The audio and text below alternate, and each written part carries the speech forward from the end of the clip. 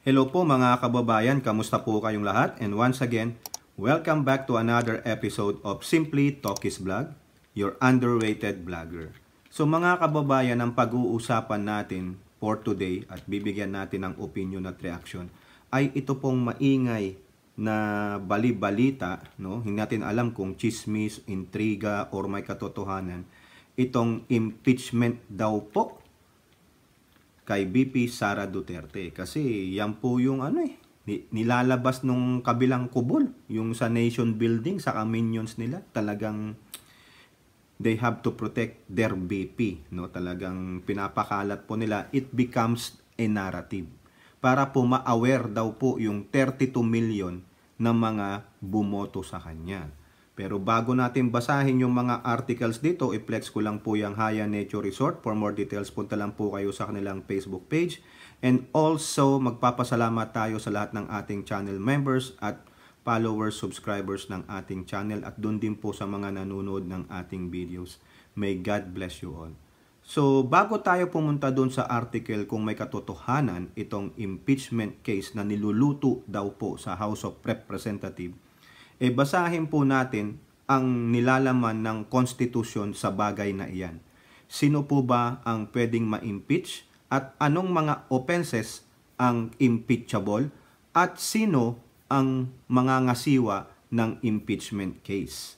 So ayon po dito sa ating 1987 Constitution, Article 11, Section 2, ito po, no?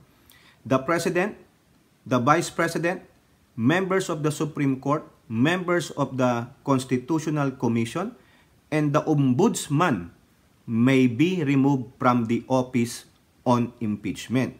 So anong mga impeachable offenses? Ito po.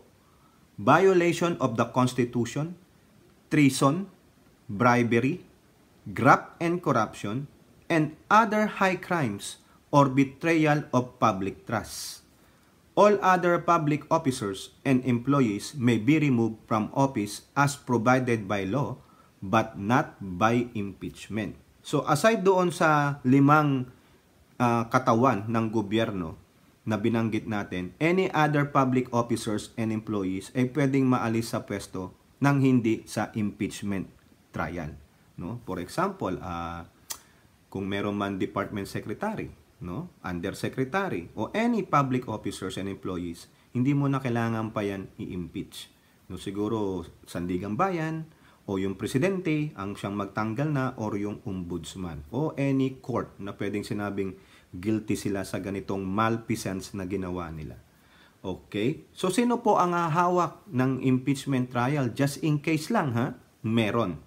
Section 3 ng 1987 Constitution, Article 11. The House of Representatives shall have the exclusive power to initiate all cases of impeachment. So, sino po ang pwedeng mag-submit ng impeachment case sa House of Representatives? Section 3-2 ng the same article, no? A verified complaint for impeachment may be filed by any members of the House of Representatives, take note of that, or by any citizen upon a resolution or endorsement by any member thereof, which shall be included in the order of business within 10 session days, and referred to the proper committee within 3 session days thereafter.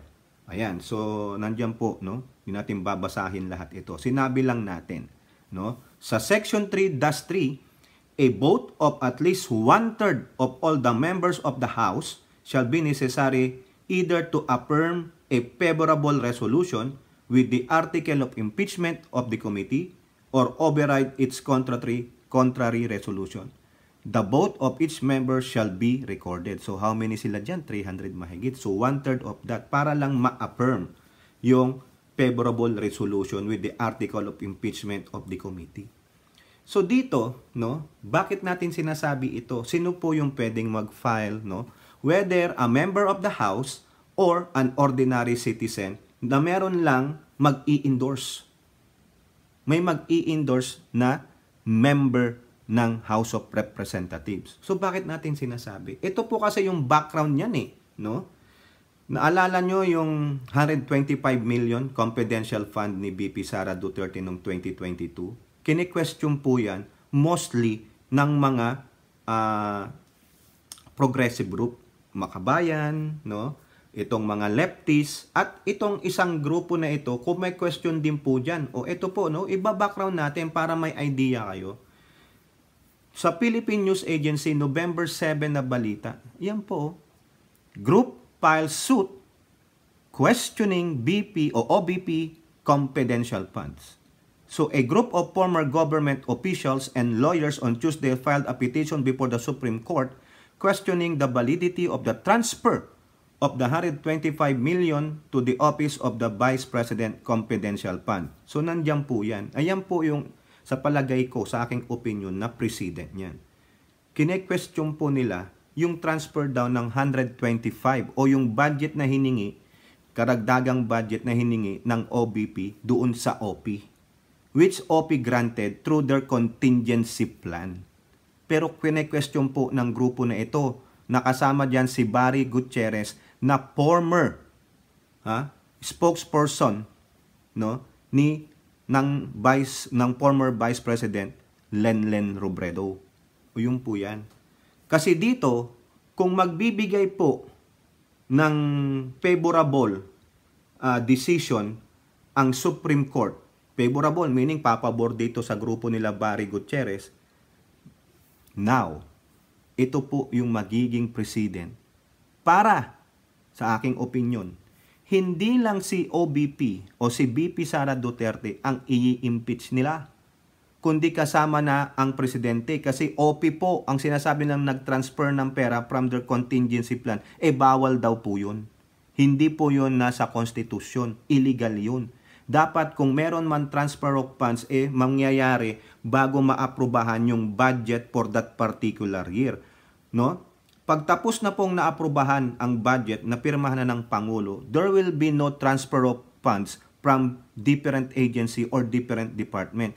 Kailangan dumaan kayo sa tamang proseso, no? So, ako po, hindi po ako maalam doon after na mapirmahan na yan, hindi ko alam kung paano po ang proseso ng pagta-transfer ng pera from department to another department.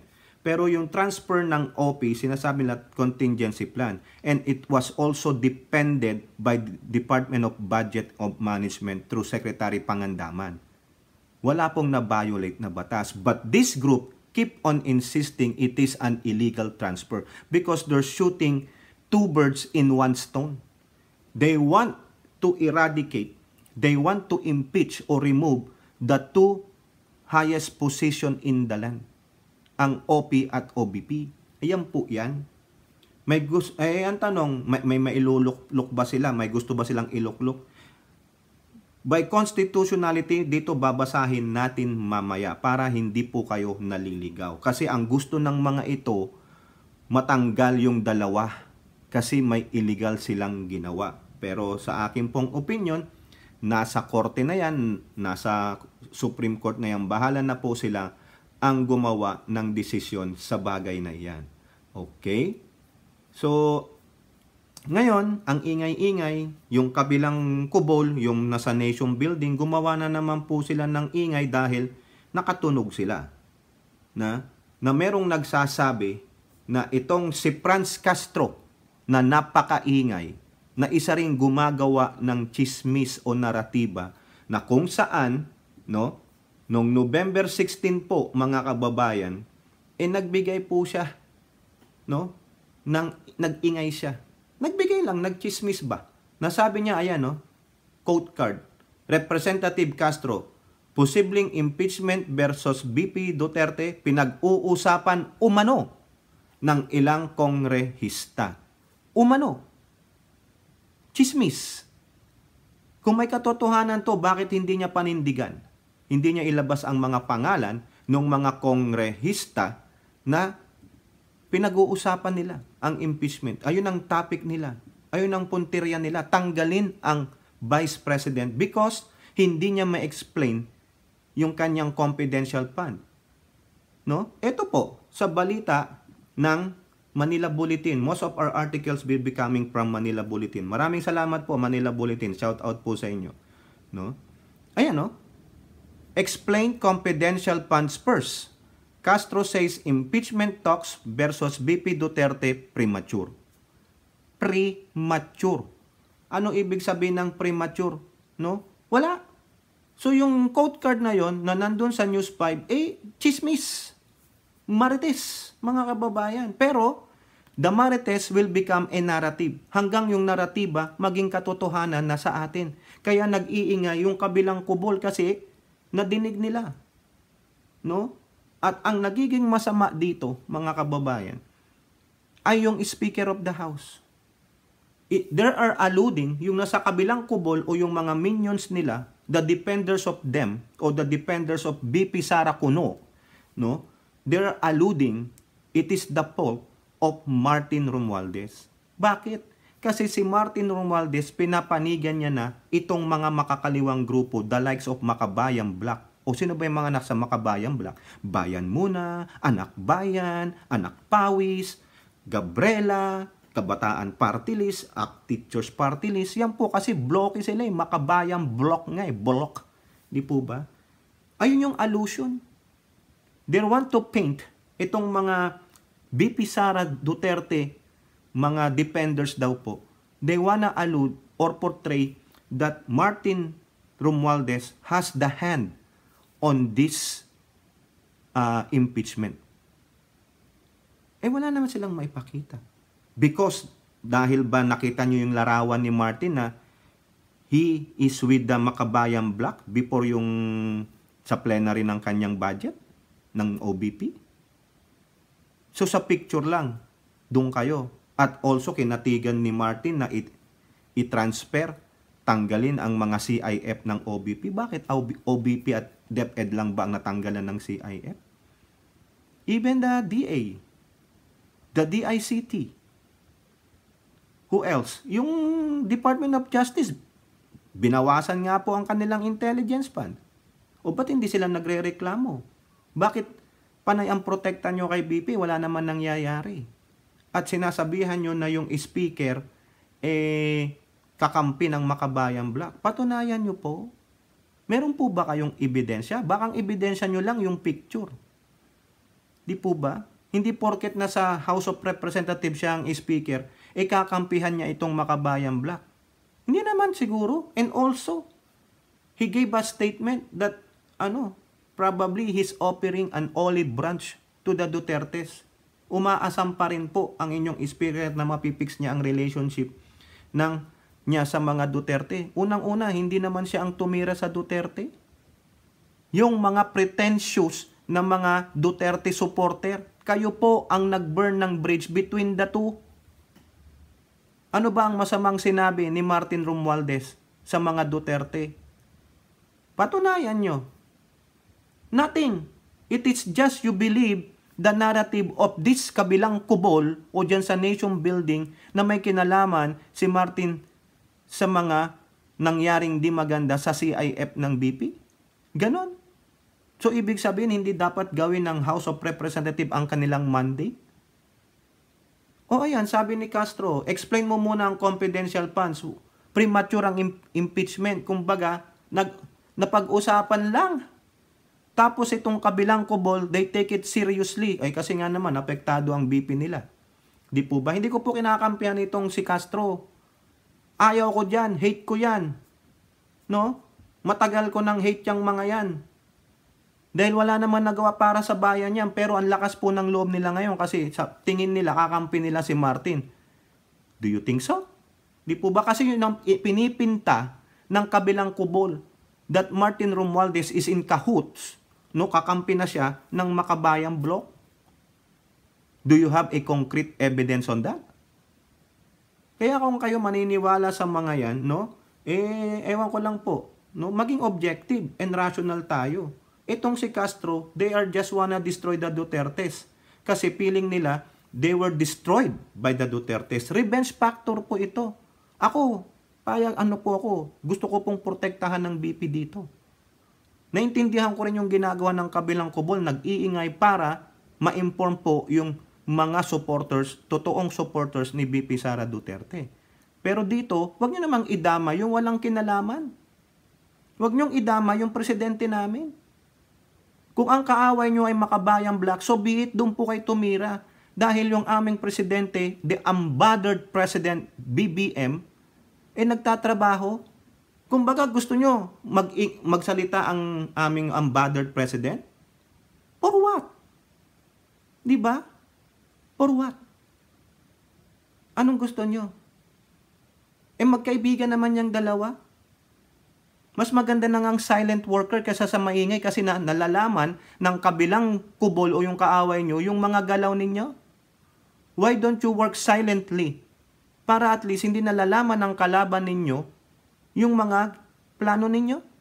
Yung gusto nyong mangyari. O itong si Castro, binigyan lang kayo ng naratiba.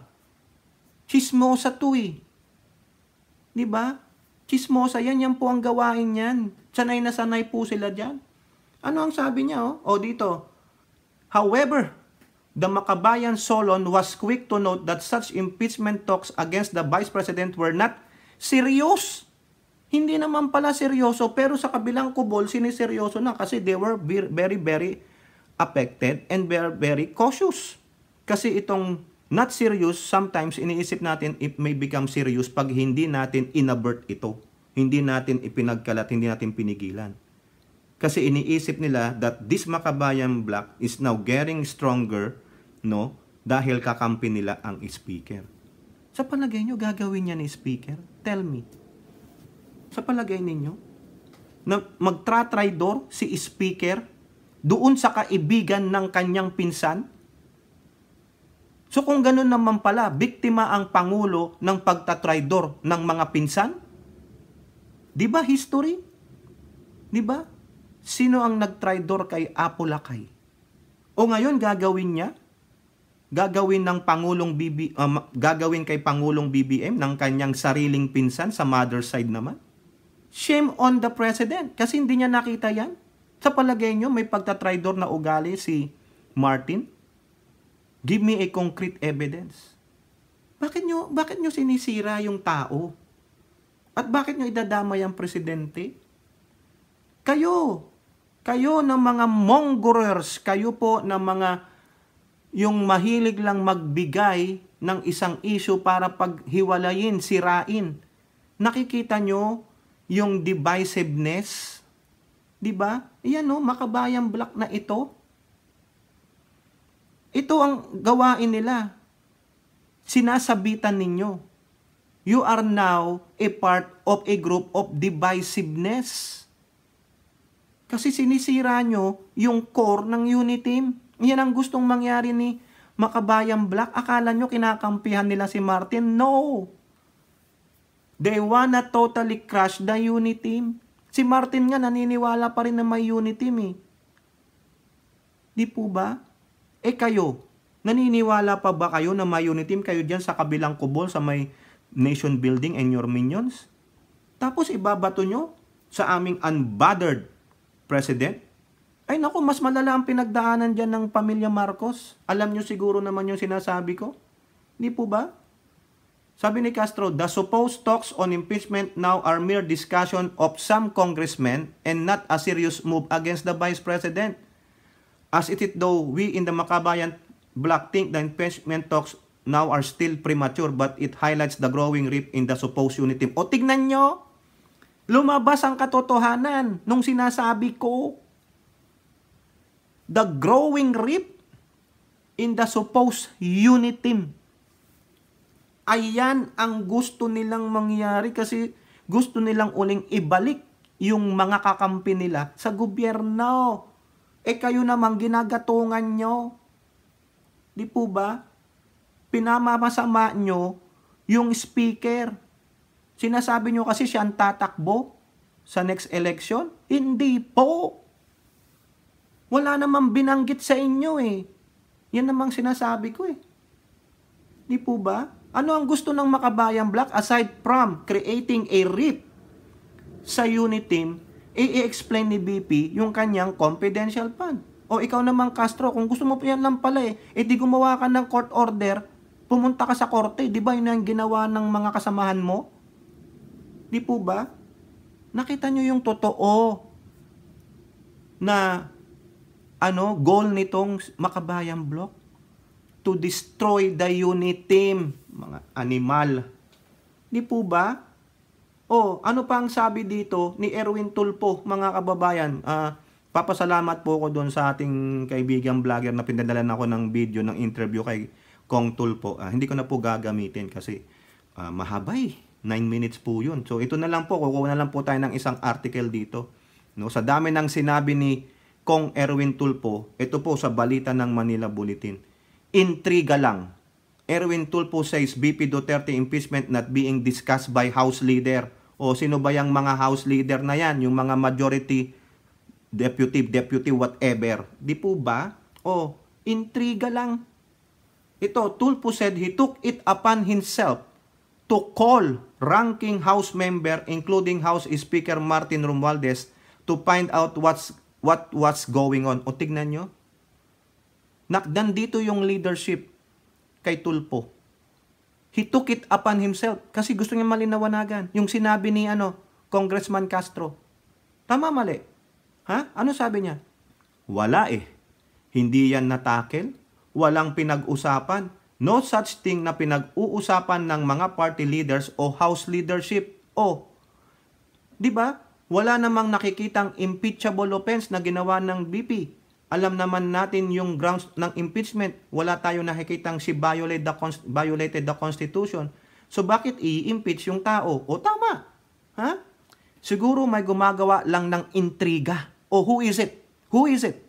But at this point kasi wala namang nakikita na the Vice President did something wrong na impeachable offense. I don't know where Kong Castro got it, kaya medyo nagulat din yung leadership kanina kung saan nanggaling yun. Tingnan mo, kasi nga po mga kababayan, chismis. For what? Para magkaroon ng rip. May rip na nga May lamat na talaga. Ang gusto talaga nilang gawin is basagin totally. Yan din ang ginagawa ng kabilang kubol. Bakit? Binabasag nyo si Martin na parte ng unit team at naniniwalang may unit team. Di po ba? Kumbaga, ibig sabihin, tinutulungan nyo pa si Franz Castro ng Makabayan Bloc na totally i-destroy ang tinatawag nating unit team. It is you, kayong mga pretentious BP Sara Duterte supporters, also helping the Makabayan Bloc to totally destroy the very essence of unit team. Idinadamay nyo pa ang aming unbothered president? Nasabihin nyo bakit tahimik si PBBM? Bakit di siya nakikialam? Really? Ano reason? Does it affect the national interest of the country and the Filipino people? Di po ba? Ano rin ang sabi ni BP? Wala. Nananahimik sila. But you are helping this Makabayan Bloc na lalo pang ipagkalat ang chismis nila na merong impeachment na wala naman. Sinabi na ni Tulfo. Di po ba? Sinong mas katiwa-tiwala? Si Castro o si Tulfo? Si Castro katiwa-tiwala sa mga gagawin nilang kalokohan. Di ba? Ano pa? Anong pang sabi ng isa dyan na house leader, Eto, mga kababayan, Si Congressman Dalipe, ano sabi niya? Dalipe deny impeachment rumors versus BP Duterte. Detrimental to unity. Listen to this. Kayo dyan mga pretentious na mga supporter ni BP Sara Duterte. Detrimental. Anong ibig sabihin ng detrimental? Kayo na pong maghanap niyan kay Google. House Majority Leader Zamboanga City 2nd District Representative. House Majority Leader to. Representative Manix Dalipe has branded as baseless the rumor that there is a plot to have Vice President Sara Duterte impeached. In a statement Thursday afternoon, Dalipe strongly dismissed the rumor as baseless and detrimental to political unity. Kaya nga, ang gusto kasi mangyari ni Castro and this pretentious BP Sara Duterte group ay magkaroon po ng political divide ang unity team. Ayan po yan. Pero inyo yung dalawa, si unbothered president ko, saka si BP Sara Duterte ninyo, magkaibigan. Nagmanifest ng true friendship ang aming unbothered president sa inyong BP Sara Duterte. Tapos kayo, tinutulungan nyo pa yung naratiba, no, ni Franz Castro na magkaroon ng RIP sa Unitim. Nabasa natin, di ba? Oh, yun. Kung matalino ang inyong pag-iisip, pag-aanalisa, malalaman ninyo na yun lang ang cause na huli sa sariling bibig. Di po ba? Oh, ito pa ang sabi ni Erwin Tulfo. Ha? No such thing as Team Martin versus Team Sara in-house, say Erwin. Correct. Nakita nyo yung House of Representatives ninyo? Walang kinikilingan. Ngayon, kung may magsasabi dyan na merong Team Martin at Team Sara sa House of Representatives, give us a concrete evidence. Ang nagkakaroon lang ng ganitong mga team, mga grupo-grupo, ay kayong mga pretentious na mga BP Sara Duterte. Ako, kung may magandang gagawin ng BP Sara Duterte, pupurihin ko siya. Ayan, sinasabi ko, may ginagawa ang PB Sara Duterte. Yung iba sabi, anong nagawa na ni BP Sara Duterte sa DepEd? Yung punta kayo ng DepEd official website o Facebook page. Nandun po. Nagtatrabaho po ang BP. O sa OBP, nagtatrabaho din. Sinisiraan ko ba ang BP? Hindi. Oo, tinira ko ang tatay niya. Tinira ko siya minsan. Pero that's about it. Kasi alam ko may mali silang ginawa. Pero this time, ako, team unity. Gusto ko talagang magkaisa para magapi natin tong makabayang block. Pero pang may pagkakamali ang team unity, bibirahin din natin. Ganun po yan. Maging objective and rational. Wala. Sabi ni Erwin, wala. There's no such thing as unity against. Unity against the Vice President. Unity behind Speaker Romualdez. I believe there's a unity to move this country forward. Yan din po ang hiling ni Pangulong Marcos. Magsama-sama, walang maiiwan. Ayun. Sino ba ang didinggin ninyo? Si Martin? Si Sara? O ang unbothered president ko? Doon ako sa unbothered president ko because he is the commander-in-chief. He is the leader of the land. Sino ba tong dalawang to? Yung sinasabi ni Castro, si BP Sara, president-in-waiting ka lang, wala ka naman mandato sa Constitution. O sino to si Martin? Nasaan ang loyalty niyan? Na kay PBBM? Nasa unbothered president ko? Di po ba? Unang-una, sino ba ang gumawa ng kalokohan? Between the two. Sino? Yan ang hirap sa inyo eh. The goal is to unite for the people and progress, not against Sara Duterte or her family. The Speaker's instruction before leaving for the United States were to continue working and passing laws needed by the Executive Department. Correct? O di ba parte ng Executive Department si Sara? Di ba? Hindi lang ang Pangulo. Yun ang sinabi ni Martin. Tapos kayo dyan na nasa kabilang kubol ng mga pretentious, no? Ng mga BP Sara Duterte, minamalay ninyo, binibilipay nyo ang Martin Romualdez because sabi nyo, tatakbo siyang presidente sa 2028. Advance kayo mag-isip. Akala ko ba nation building kayo? Pero yung utak nyo nandun na sa future. Ano ba sabi? Do not worry about tomorrow, but worry about today. For today, there's a lot of work to be done. Anak ng siopaw. Kung tatakbo si Martin, tatakbo. Kung tatakbo si Sara sa 2028, so be it. O malay nyo, mag-partner pa yan. O ano kayo ngayon? Di basag kayo? Di po ba? Nakakahiya naman, mga kababayan. O eto pa. Is Romualdez undermining BP Duterte ahead of potential 2028 showdown? Tingnan nyo. Nasa 2028 na sila. Majority leader says no. Ano ang sabi ni Dalipe? Dalipe assured the public that his party mate Romualdez has always shown respect towards the Vice President and such derogatory tactics are not part of his approach and his character. Okay, tanyo? Wala pong intensyon na saktan o siraan ni Martin Romualdez si BP Sara ninyo. Wala. Kayo lang po ang sumisira sa dalawang ito. Kayo ang nagbibigay lalo ng gasolina sa apoy. No? Ito, ang last article, mga kababayan. Yung kanina, may grupo na nag-file ng constitutionality nung ginawang transfer daw ng OP budget sa OBP na 225 million yun I think No, correct me if I'm wrong. No, ngayon, Yung pong November 15, balita ng GMA News, o ayan o.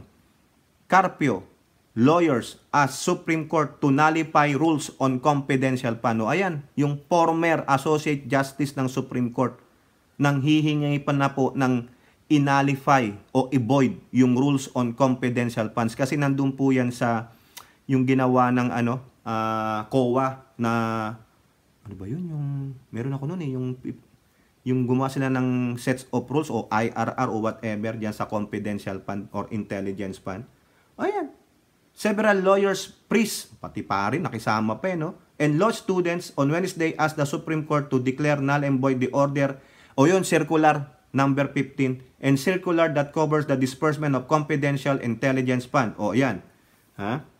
Among the petitioners were retired Supreme Court Justice Antonio Carpio, Attorney Howard Calleja. Nakita nyo tong si Howard Calleja? Di ba yung nag-submit ng mga, yung kay Bongbong, hindi daw pwedeng kumandidatong presidente. Mga JP Calleja, and former Senator Richard Gordon. Ay, Richard Gordon, ano ka ba naman? Mayor Gordon, wag ka na makisama dyan. Kung ako sa'yo, tumakbo ka na lang ng mayor ng Gapo dun sa bayan natin, pagandahin mo ulit yung Gapo, no? Ayan. Meanwhile, the respondents were Vice President Sara Duterte, Office of the Executive Secretary, ay hinahamon nito si Lucas Bersamin. Parehong former Supreme Court Justice yan. Senate of the Philippines. Lahat pala hinahamon. Senate of the Philippines, yung Congress, DepEd, DBM, DILG, and GOCCs and Commission of the... Abang tapang nito, mga kababayan. Ang tapang. The petitioners also asked the Supreme Court to issue a temporary restraining order, writ of preliminary injunction, and or mandamus to prevent any irreparable injury to petitioners due to infringement of their rights. Nangihingi ng protection sa Supreme Court tong mga petitioners na ito. Grabe naman to. Ito po sabi nila, in their petition, the lawyers said the release of and disbursement of confidential funds violates Section 28, Article 2 of the 1987 Constitution, which provides that subject to reasonable conditions prescribed by law, the state adopts and implements a policy of full disclosure, as well as Section 7, Article 3, which states that the right of the people to information of matters of public concern shall be recognized. Joint Circular Number 2015-01 and EO are unconstitutional because there are not laws passed by Congress. They have no force of law. Specifically, the Joint Circular is simply a guideline. Ayan. Ang tanong, nung nakaupo yung mga bossing ninyo, kasi 2015 itong mga kababayan, so nandiyan pa si Panot. Di po ba? At sino ang gumawa nito? Nung ginawa nyo ito, dahil pabor sa inyo, hindi kayo nagreklamo sa Supreme Court. Nandiyan pa si Carpio. Pero nung hindi na po yung mga amo nila ang nakaupo, bakit hindi nyo kinwestiyon ito nung panahon ni Duterte? Dahil takot kayo. Di po ba? Kasi sabi nyo, kamal na bakal, si once and mighty President Duterte. O ngayon, bakit kay Bongbong? Nasabi nyo ang constitutional yung transfer of fund. Sa palagay nyo ba, gago si Bersamin? Sa palagay nyo ba, Executive Secretary Lucas Bersamin is just stupid and idiot? Napapagawa niya yon sa Office of the President? Nasasabihan niya ang Office of the President, pwede yan transfer na hindi niya alam yung constitutionality nun, ha? Ikaw, Antonio Carpio. Why not debate with him? Para malaman natin na yung sinasite nyo ditong mga violations on the articles of the Constitution, no? Tama o mali. Di po ba? Bakit ngayon lang kayo nagngangaw-ngaw? Kayo, mga kababayan, sa matalinong pag-aanalisa, sa palagay nyo ba, papayagan ni Lucas Bersamin ng mga lawyers ng Office of the President, isa na dyan si JPE, Juan Ponce Enrile, na gawin yung transfer? Sa tagal ng politiko ni JPE, hindi niya alam yung gagawin nila. Nasasabi nilang transfer. Ngayon kung yung right of the right of the people to information on matters of public concern shall be recognized. It's up to the OBP to publicize yung kanilang 125 million confidential fund. Sa akin mga kababayan, this is very interesting ha. Kung ano ang magiging sagot dyan o hatol ng Supreme Court. Kasi ito magiging presidente. Sabi ko sa inyo kanina, yung hinihingi, no, yung pinitisyon nila Barry Gutierrez, at ito, pag pumanig po ang Supreme Court sa kanila, nasasabihin, the OP and the OBP violated the constitutionality of transfer of funds, it is a precedent for impeachment. Kasi bakit? Di ba yung sinabi natin, what are the articles of impeachment? The violation of the Constitution. Ayun yung unang-una. At sinasite nga po nila yung mga article na binayolate nitong dalawang opisinang ito. Okay, now the question is, ito ang interesting. Paano, halimbawa lang, pag na-impeach po ang Vice President, what will happen? Sino ang papalit? Ito, na-topic na natin ito. No? Dito po sa 1987 Constitution again, Article 7, Executive Department. Sa Executive Department, nandiyan ang OP and the Vice President. Dito po, sa Section 8 nito, ha? Tanda natin. Pag nawala, Section 9, pag na-impeach ang Vice President muna. Section 9 of Article 7 of the 1987 Constitution, the Executive Department. Whenever there is a vacancy in the office of the Vice President during the term for which he was elected or she was elected, the President shall nominate, magno-nominate po, pipili ang ating Presidente, he will choose a Vice President among the members of the Senate and the House of Representatives who shall assume office upon confirmation by a majority vote of all the members of both House of the Congress voting separately. So yung 300 mahigit na representatives at yung 24 senador, mamimili doon ang ating unbothered president. Kung may napili siya doon, pagbobotohan ngayon nila yung buong Congress, no? Kung papayag sila o hindi. Kung sino yung mapipili ng presidente, kung dalawa man yan, tatlo man yan, magbobotohan sila. No? Yung process na yun, di ko po alam yung process na gano'n. Pero sabi, buboto sila. Ha? Upon confirmation by a majority vote. Ha? Now, the question is, paano yung sinasabi natin kanina, kung illegal yung transfer, nangyari yung transfer sa OP and OBP. Itong mga grupo na to, they will file an impeachment case. Yun lang po yung aking opinion. Kasi they have now the decision of the Supreme Court. Sinabi ng Supreme Court now, oy, bawal yun, transfer yun. You violated the Constitution. Ayun. Ano mangyayari? Kung mai-impeach po, just in case lang, ang ating unbothered President at ang inyong Vice President Sara Duterte, the same article, Article 7, the Executive Department of 1987 Constitution, Section 8, ito po. In case of death, permanent disability, removal from office or resignation of the President, the Vice President shall become the President to serve the unexpired term. Parang yung nangyari kay Erap. Tinuloy lang ni Gloria. In case of death, permanent disability, removal from office or resignation of both the President and Vice President, halimbawa daw yung dalawa. Ha? Namatay, permanent disability, natanggal sa office o resignation ng dalawa. The President of the Senate or in case of his inability, the Speaker of the House shall then act as President until the President or Vice President shall have been elected and qualified. So sino muna po ang magti-take over? Yung presidents po, yung hierarchy. It is the Senate President or in case of inability, yung House of Representative Speaker. Hanggang sa may ma-elect na President and Vice President. Yun po. So, sino po ang current Speaker of the House? Sino ang Senate President? Pero do you think na ia-aspire ni Martin na matanggal ang Vice President para siya ang piliin ni BBM? Sure ba siya na siya ang pipiliin ni BBM among the Congress members? No. PBBM said so, you are my best friend. Katamdem niya yan. Kaya hanggat maaari, itigil nyo na yung naratiba ninyo, kayo dyan na nasa kabilang kubol ng mga pretentious na mga BP Sara Duterte, ang impeachment. Sabi ni Erwin Tulfo, wala. Sabi ni Dalipe, wala. Si Castro, chismosa. Inamin niya, they want to cause a rift to the unity. Yan po ang gawain nitong makabayang block. Yun ang tirahin natin. Feeling kasi nila, no, hindi natin masisisi ang mga ito na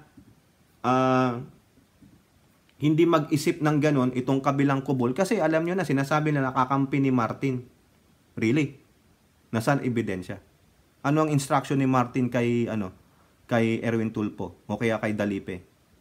Tuloy ang pagpapasa ng mga batas para sa paggamit ng executive department. Di ba?